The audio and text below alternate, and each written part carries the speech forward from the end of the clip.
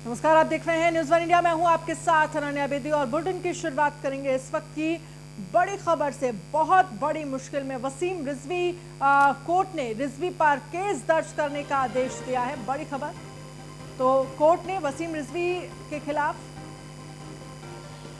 Case दर्ज करने का आदेश दिया है। कोर्ट ने रिजवी पर केस दर्ज करने का आदेश दिया है। महिला ने रिजवी पर लगाया है रेप का आरोप। शहादतगंज थाने को मुकदमा दर्ज करने के आदेश दिए गए हैं। 3 दिन के अंदर रिपोर्ट कोर्ट में पेश करने का आदेश भी दिया गया है। तो शिया वक्फ बोर्ड के पूर्व चेयरमैन हैं वसीम रिजवी, और वसीम रिजवी की मुश्किलें अब बढ़ती जा रही हैं। वसीम रिजवी पर केस दर्ज करने का आदेश दिया है कोर्ट ने। महिला ने रिजवी पर रेप का आरोप लगाया था। इस पूरे मामले को लेकर कोर्ट ने रिजवी पर केस दर्ज करने का आदेश दिया है। शहादतगंज थाने का मुकदमा दर्ज करने के आदेश दिए गए हैं। 3 दिन के अंदर रिपोर्ट कोर्ट में पेश करने के आदेश दिए गए हैं। शिया वक्फ बोर्ड के पूर्व चेयरमैन वसीम रिजवी की मुश्किलें अब बढ़ती हुई नजर आ रही हैं। तो कोर्ट ने रिजवी पर केस दर्ज करने का आदेश दिया है। महिला ने रिजवी पर लगाया है रेप का आरोप। शहादतगंज थाने को मुकदमा दर्ज करने के आदेश दिए गए हैं।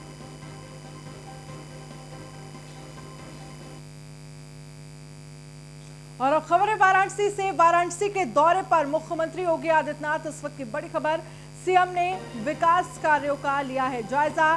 सीएम ने जनसभा स्थल की तैयारियों का जायजा लिया है। 15 जुलाई को पीएम मोदी करेंगे जनसभा। सीएम योगी ने काशी विश्वनाथ मंदिर के किए दर्शन। तस्वीरें हम आपको दिखा रहे हैं जहां पर उत्तर प्रदेश के सीएम योगी आदित्यनाथ ने काशी विश्वनाथ के दर्शन किए हैं। सीएम योगी ने काशी विश्वनाथ मंदिर के दर्शन किए। वाराणसी के दौरे पर रहे मुख्यमंत्री योगी आदित्यनाथ, जहां पर 15 जुलाई को प्रधानमंत्री नरेंद्र मोदी पहुंचेंगे और वाराणसी के लोगों को बड़ी सौगात देंगे। क्या कुछ तैयारियां की गई हैं, इसको देखते हुए इसी का जायजा लेने के लिए उत्तर प्रदेश के सीएम योगी आदित्यनाथ पहुंचे थे वाराणसी। ये तस्वीरें 5 मेडिकल कॉलेज को की जानकारी ली, किस तरह का जायजा है यहाँ पर, किस तरह की व्यवस्थाएं की गई हैं उसका जायजा लिया। जनसभा स्थल का जायजा लिया। काशी विश्वनाथ मंदिर में आराधना पूजा अर्चना की।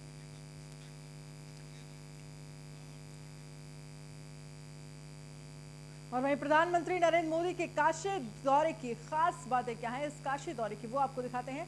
8 महीने बाद पीएम मोदी वाराणसी आ रहे हैं। इसके साथ ही 15 जुलाई को 5 से 6 घंटे वाराणसी में वो रहेंगे। 1550 करोड़ की परियोजनाओं का लोकार्पण करेंगे। 10 परियोजनाओं का पीएम शिलान्यास भी करेंगे। रुद्राक्ष कन्वेंशन सेंटर का उद्घाटन करेंगे। 9 जिलों के 9 मेडिकल कॉलेज का भी उद्घाटन करेंगे। मेडिकल कॉलेज का उद्घाटन वीसी के जरिए होगा, यानी कि वीडियो कॉन्फ्रेंसिंग के जरिए। संपूर्णानंद संस्कृत विश्वविद्यालय में एक छोटी सी सभा भी करेंगे। तो वाराणसी के लोगों को ये बड़ी सौगात प्रधानमंत्री नरेंद्र मोदी देंगे।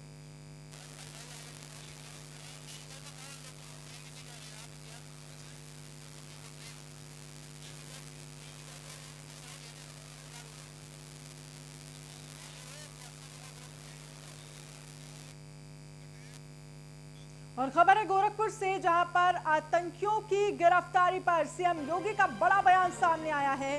पाक आतंकवादियों के साथ लोग जुड़ के अंजाम देना चाहते थे। जब देखा गया तो बारूद के जखीरे मिले, बम मिले हैं, हथियार मिले हैं।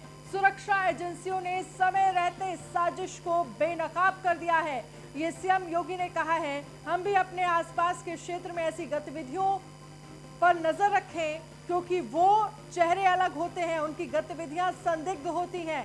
ये सीएम योगी आदित्यनाथ की तरफ से बड़ा बयान सामने आया है। आतंकियों की गिरफ्तारी पर सीएम योगी का बड़ा बयान।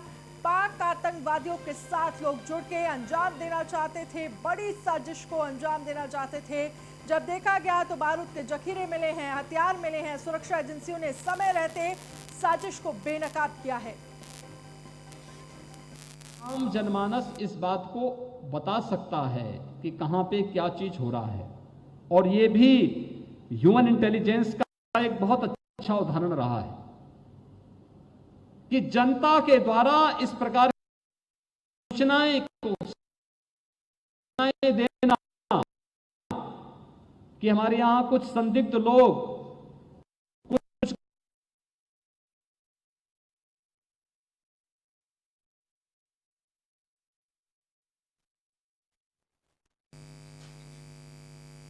और वहीं खबर है लखनऊ से, जहां पर लखनऊ से गिरफ्तार आतंकियों से बड़ा खुलासा।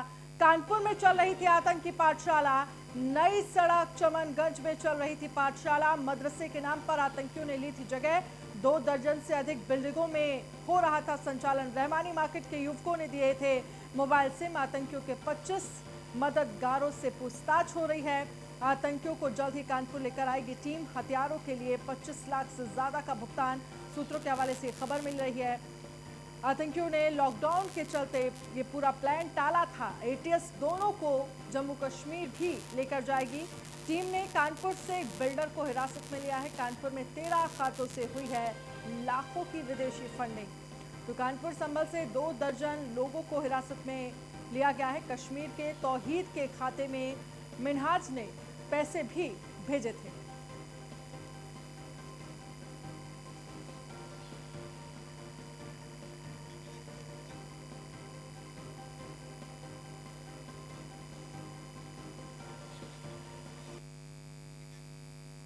और वहीं पकड़े गए आतंकी मुशीर और परिजनों से हमारे संवाददाता ने बातचीत की है। नीलेश चौहान ने यह बातचीत की है, क्या कुछ कहा है सुनिए। यूपी एटीएस जिन 2 लोगों को अलकायदा का आतंकी बता रही है, उन्हीं में से एक के परिवार के साथ मैं इस समय मौजूद हूं। ये मुशीर का परिवार है। देख सकते हैं कि ये मुशीर की बेगम है, माता है, उसके अलावा ये मुशीर के बच्चे हैं। हम पहले इनकी बेगम से बात करते हैं। जब यूपी एटीएस यहाँ पर आई तो उस दिन क्या हुआ था? सर उनको बुला के ले गए, आवाज़ दी उनको कि जो है कोई है, तो हम गए तो कहने लगे कि जो है मुशीर कौन है, तो हमने उनको बुलाया। आए वो तो जैसे ही वो बाहर गए उनको पकड़ लिया। कहने लगे चलिए, ये पूछते भी रहे कि सर क्या है बात तो बताइए, काम बताइए क्या हुआ करे। लेकिन 8-10 लोग थे, वो लेके चले गए, लेकिन उनको कपड़े भी नहीं पहने। आधे दूर पे उन्होंने कपड़े पहने। उसके बाद लेके चले गए, काफ़ी देर थाने में रखा, हम भी उन्हीं के साथ रहे। यहाँ फिर कमांडो आए, सब तलाशी ली, मेरे बच्चियों को बाहर भगा दिया। एक कुकर था वो उठा ले गए, जो उनका पासबुक थी, जो कागज थे सब वो उठा ले गए। और यहाँ क्या किया, सिर्फ ये अकेले बैठी रही, पूछती रही क्या है भैया, क्या है बताइए। उनसे कुछ नहीं बताया गया, और जो भी उनको लेना लाना था ले ला के चले गए। माता जी, आपसे सवाल है, मुशीर और मिनहाज जिन 2 लोगों को गिरफ्तार किया है, इनके बीच में दोस्ती कैसे हुई, कब से एक दूसरे को जान रहे हैं? भाई ये बैटरी रिक्शा खड़ा है, इसकी बैटरी ऐसा हुआ था कि इनके बाप अस्पताल में थे, बैटरी गाड़ी ख़राब हो गई, गाड़ी खड़ी, अब करें क्या, बच्चे हैं तो बेचारे जाके किस्तों पे डरवा ली था बैटरी खतरे से। हैं वहाँ से बैटरी डरवा के लाए और उसको चलाने का मौका ही नहीं मिला उनको, बेचारों को थोड़ी बहुत चलाई, किस्तें लेट हो गई, तब वो लेट हो जाती थी, तब कभी पैसा लेने आ जाते थे। मुशीर का परिवार है जो कह रहा है कि मुशीर को जबरन जो है गलत तरीके से फंसाया गया है। हालांकि मिनहाज जो कि दूसरा आतंकी बताया जा रहा है, उनसे इनका संपर्क बैटरी खरीदने के दौरान हुआ। जब बैटरी मिनहाज की दुकान से मुशीर ने खरीदी तो बैटरी फाइनेंस कराई गई। उस फाइनेंस के पैसे के लेन देन को लेकर इन दोनों की मुलाकात होती थी, बातचीत होती थी। और वहीं खबर लखनऊ से है, जहां पर अखिलेश यादव ने बुलाई सपा एमएलसी की बैठक। कल 10 बजे पार्टी कार्यालय में बैठक होगी। सभी एमएलसी को बैठक में मौजूद रहने के निर्देश दिए गए हैं। तो कल 10 बजे ये बैठक होगी, पार्टी कार्यालय में ये बैठक होगी। 10 बजे का समय बताया जा रहा है जब ये बैठक होगी। सभी एमएलसी को बैठक में मौजूद रहने के निर्देश दिए गए हैं। तो अखिलेश यादव ने बुलाई है सपा एमएलसी की बैठक। कल 10 बजे पार्टी कार्यालय में ये बैठक होगी। सभी एमएलसी को इस बैठक में मौजूद रहने के निर्देश दिए गए। देखिए ये एक लेटर जारी किया गया है जिसमें लिखा है कि 14 जुलाई 2021 को प्रदेश कार्यालय 19 विक्रमादित्य मार्ग लखनऊ पर प्रातः 10 बजे सभी उपस्थित हों। कृपया समय से बैठक में भाग लेना सुनिश्चित करें।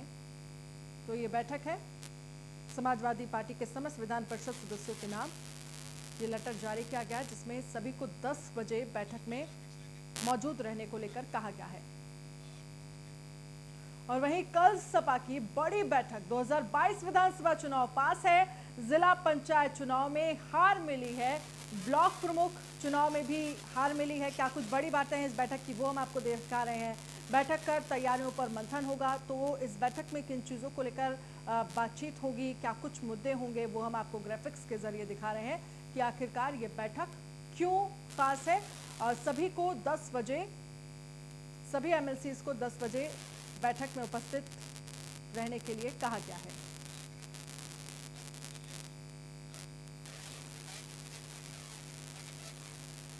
तो सभी एमएलसी को बैठक में मौजूद रहने के निर्देश दिए गए हैं। अखिलेश यादव ने बुलाई है सपा एमएलसी की बैठक।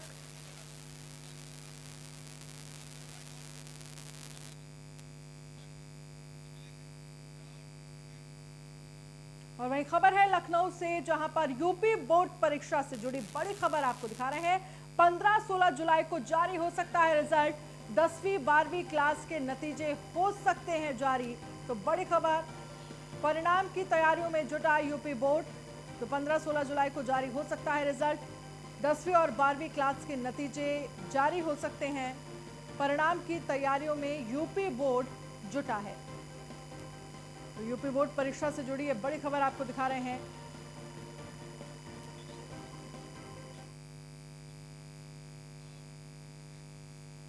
और अब चलिए आपको ग्राफिक्स के जरिए दिखा रहे हैं कि कैसे बनेगा यूपी बोर्ड रिजल्ट 2021। देखिए 20 जून को मूल्यांकन फॉर्मूले की घोषणा हुई थी। इसके बाद 12वीं क्लास के लिए 50+40+10 का फॉर्मूला तय किया गया।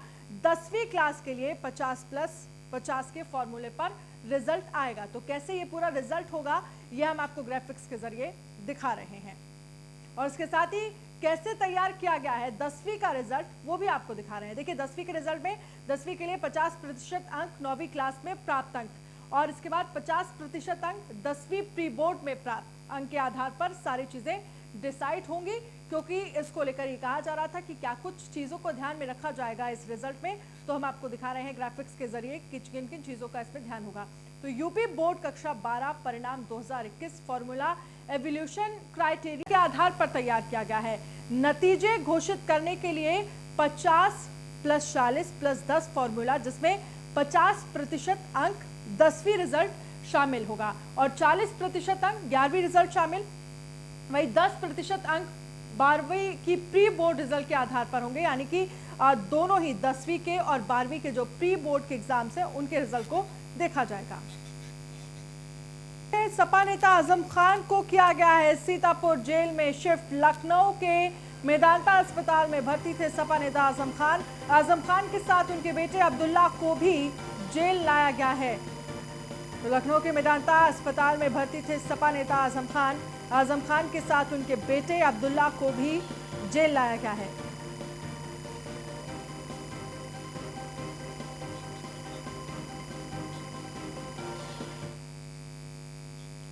जिला एटा से एक चौंकाने वाला मामला सामने आया है। बताया जा रहा है कि एक मूक बधिर युवक कोरोना का वैक्सीन लगवाने गया था, लेकिन आशा कार्यकर्ताओं ने वैक्सीन ना लगाकर युवक की नसबंदी कर दी।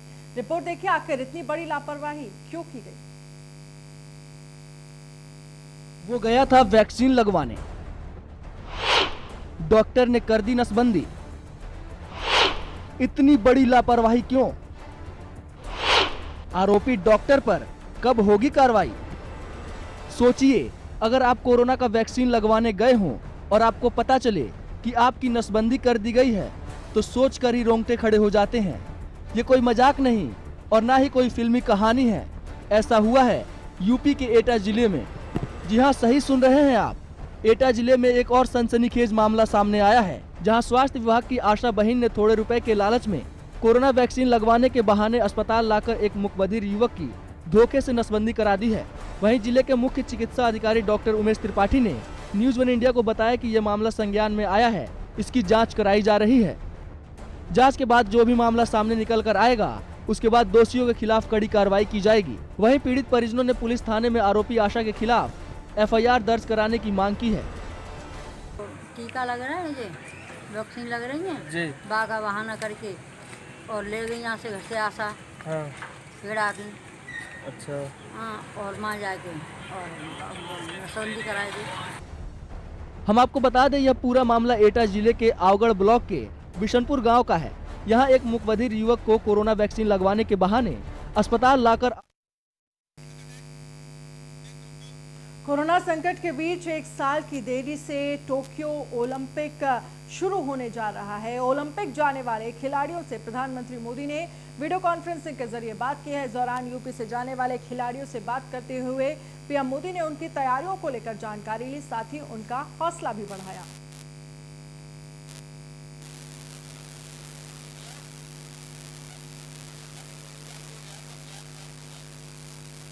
तो पीएम मोदी ने खिलाड़ियों से बातचीत की।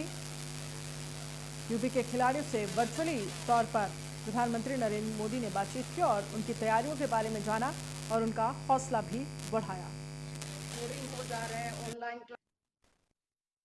सचिन तेंदुलकर जी एक बड़ी महत्वपूर्ण खेल खेल रहे थे और उसी समय उनके पिताजी का स्वर्गवास हुआ था, लेकिन उन्होंने खेल को प्राथमिकता दी और खेल के माध्यम से अपने पिता को श्रद्धांजलि दी।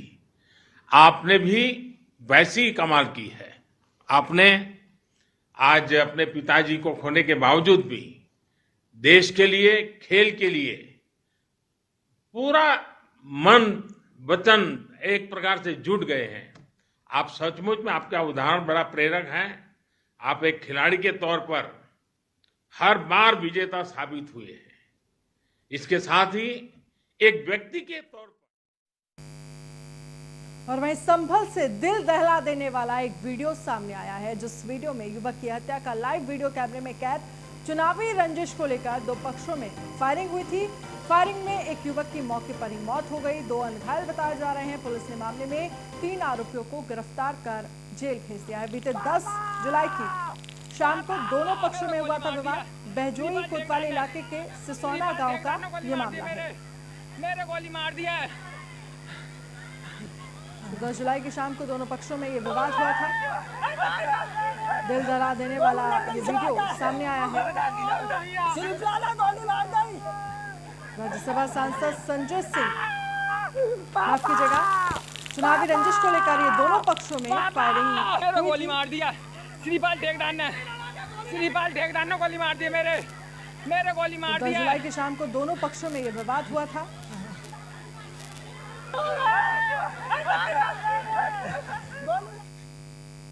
और खबर हम आपको दिखा रहे हैं कानपुर से, जहां पर बिल्डर वशी की खबरों का खंडन किया गया। एटीएस द्वारा उठाए जाने की खबरों को गलत बताया।